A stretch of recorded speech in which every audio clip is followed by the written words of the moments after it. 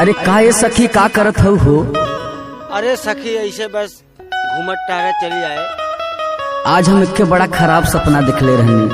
का सपना देख ले रहलू?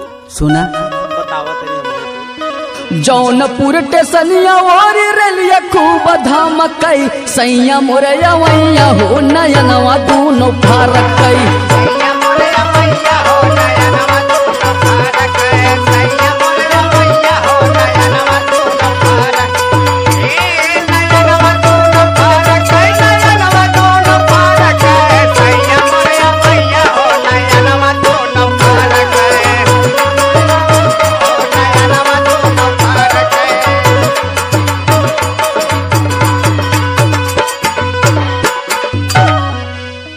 सोनवा के थाली में जेवना परोसनी।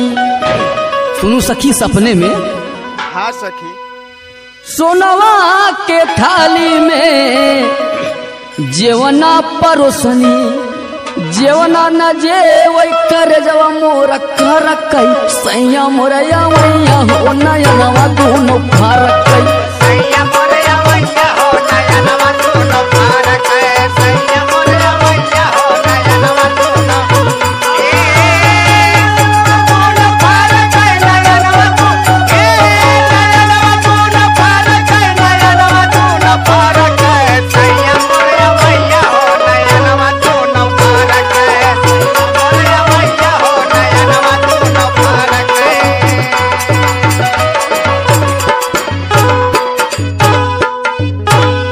और सुना सखी के आगे का दिखले रहनी। का हो का देखले रहलू बतावा।